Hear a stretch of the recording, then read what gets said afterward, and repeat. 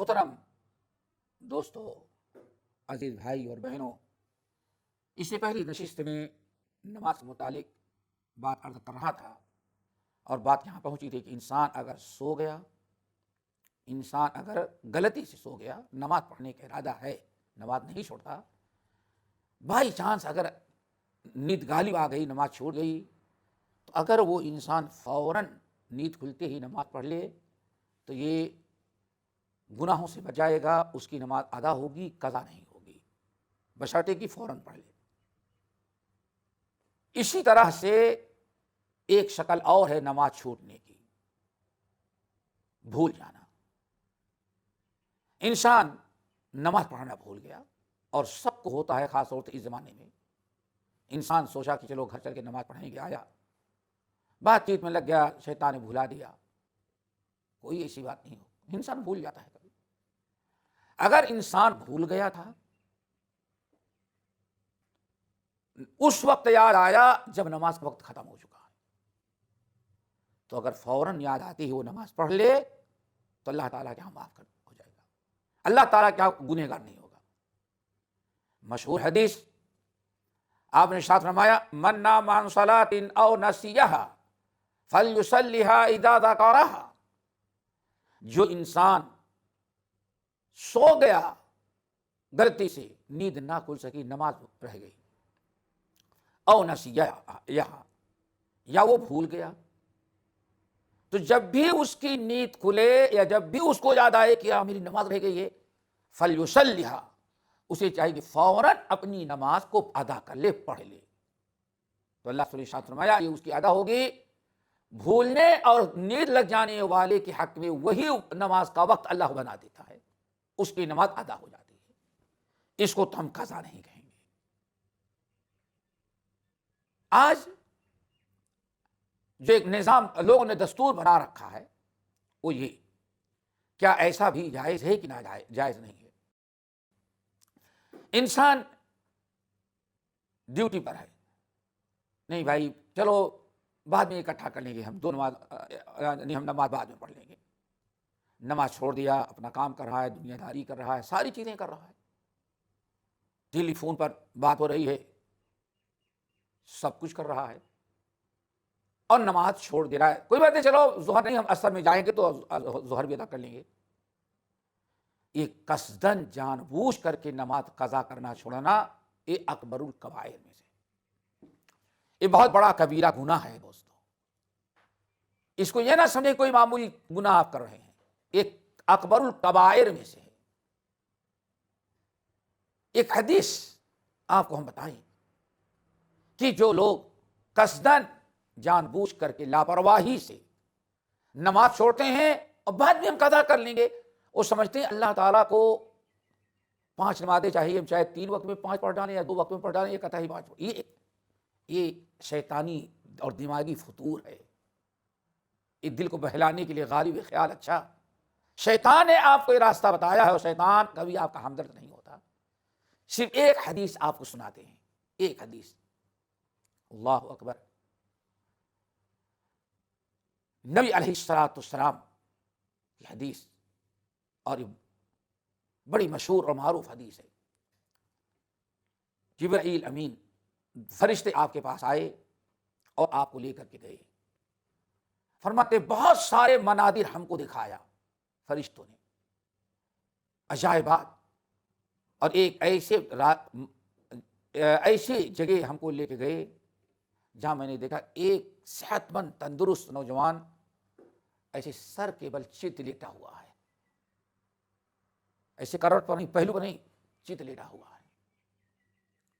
وعلى رأسه رجل قائم بصخرة، اور اس کے سر پر ایک شخص بڑا طاقتور ایک پتھر کی بڑی سے چٹان لے کر کے کھڑا ہوا ہے۔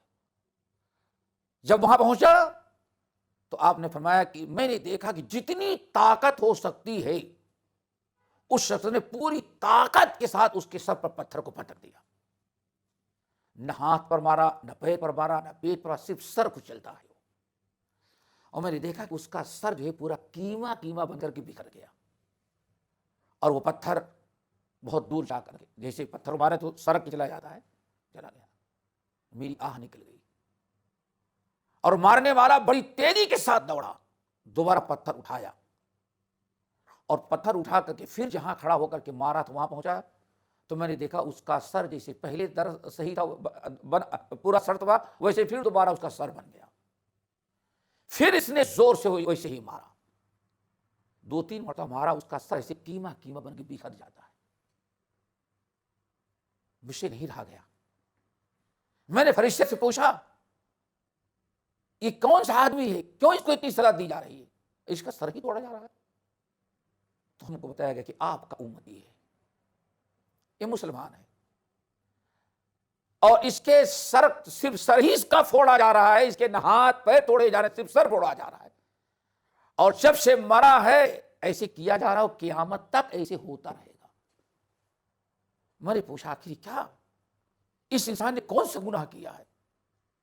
بتایا گیا کہ یہ وہ شخص ہے جو تکیے پر سر رکھ کے سویا رہتا تھا اور نماز قضا ہو جاتی تھی، نماز کے لیے اٹھتا نہیں تھا، نماز پڑھنے کے لیے کھڑا نہیں ہوتا تھا، تو یہی سر ہی اگر تکیے سے اٹھاتا تو نماز پڑھنے چلا جاتا ہے، لیکن یہ بدبخت تکیے سے سر اٹھایا ہی نہیں، اذان بھی سنے تو کروڑ پتہ کر کے سو جا رہا ہے۔ آج کتنے بے نمازی ایسے ہیں، الارم بجتا ہے بند کرتے پھر سو جاتے ہیں، اٹھایا بھی اللہ نے ان کو، اذان بھی سن لیا، لیکن پھر بھی بے ایمان، نہیں بات اٹھے تب نماز پڑھ لینی، پوری کر لینا۔ اللہ نے فرمایا، جبرائیل نے کہا یہ سر رکھ کر کے تکیہ پر سویا رہتا تھا، نماز کا وقت ہوتا، اذان ہوتی، جماعت ہوتی، یہ اپنی نیند پوری کرنے کے لیے بدبخت بدنصیب اس طرح سے سویا پھر نماز چھوڑ دیتا، قضا کرتا تھا۔ تو قیامت تک اس کا سر اسی طرح سے پھوڑا جائے گا، پھر قیامت کے دن اور فیصلہ ہوگا۔ دوستو ذرا بتائیے، کوئی معمولی سزا یہ ہے؟ کیا نبی صلی اللہ علیہ وسلم کی اس حدیث پر ہماری روکے کھڑے نہیں تو ہمیں احساس نہیں ہوتا؟ ماں باپ جوان بچوں کو، بہوؤں کو، بیٹیوں کو سوتا ہوا چھوڑ کے چلے، پورا گھر سویا ہوا، بس بڈھے اور بڈھی دونوں مصلی پر سن کے پورا، یہ کیسی آپ برداشت کرتے ہیں؟ اللہ نے آپ پر 2 فرض قرار دیا ہے، قو انفسکم واہلیکم نارا، اپنے کو بھی بچاؤ جہنم سے، سوئے ہوئے اولاد کو بھی جہنم سے بچاؤ۔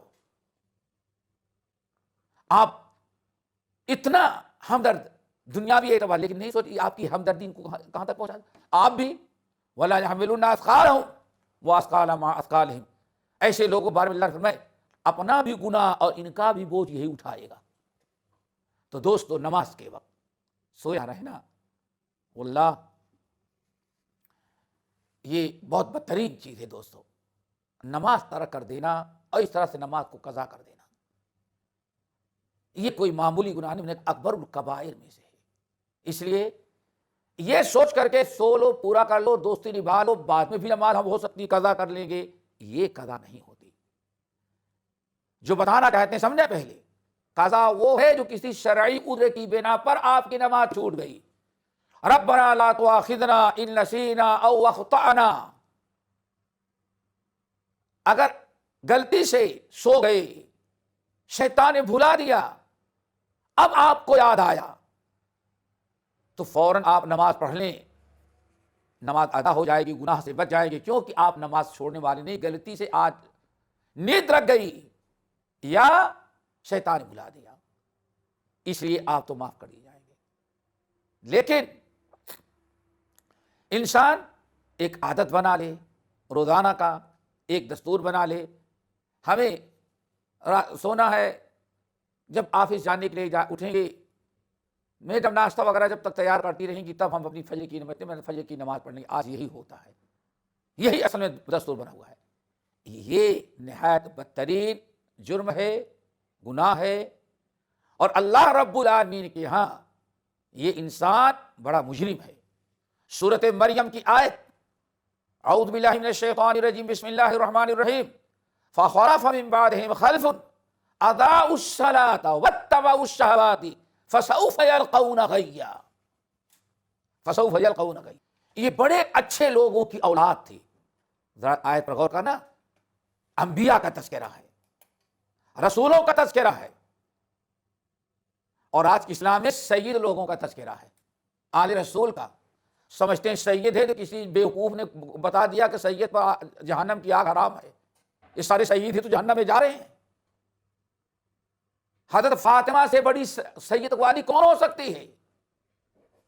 فاطمہ، جو ہم سے دنیا کی چیز مانگنی مانگ لو، لیکن اگر تم نے گناہ کیا، کوتاہی کیا، اور قیامت کے دن تم پکڑ لی گئی تو میں تمہیں وہاں نہیں چھوڑا سکوں گا.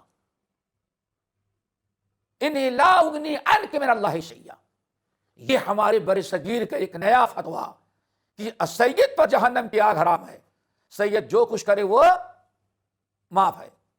فخلف من بعدهم خلف اضاعوا الصلاة واتبعوا الشہوات فسوف یلقون غیا. یہ انبیاء کی اولاد، یہ انبیاء کی نسل ایک عرصے تک تو دین پر قائم رہی انبیاء کے بعد، لیکن انبیاء کے جانے کے ایک طویل عرصے کے بعد ان کی نسل میں دو برائیاں پیدا ہو گئی. اللہ اکبر.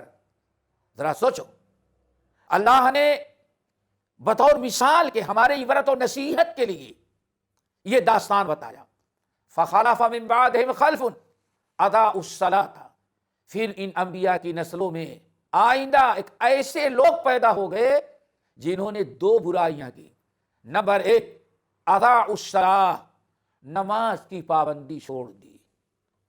باتفاق مفسرین عبداللہ ابن عباس، عبداللہ ابن مسعود اور بعض اور سلف کے اللہ کی قسم کھاتے تھے، اللہ کی قسم ان لوگوں نے نماز نہیں چھوڑا، بے نمازی نہیں تھے.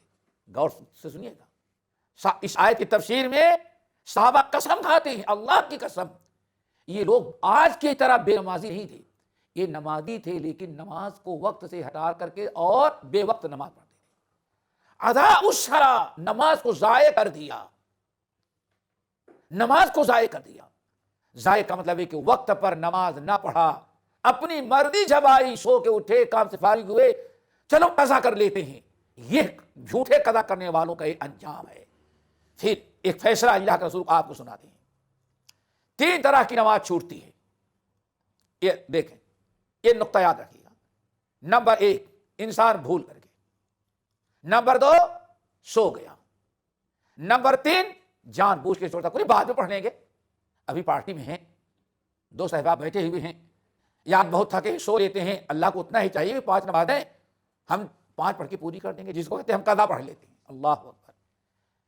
تینوں کی 3 احکام الگ الگ پیارے نبی نے بیان کیا ہے. یاد رکھنا، یہی ایک حدیث اگر سن لو اور اپنے ایمان کی حفاظت کرنی ہے تو کوئی انسان کبھی ایسی حرکت نہیں کرے گا.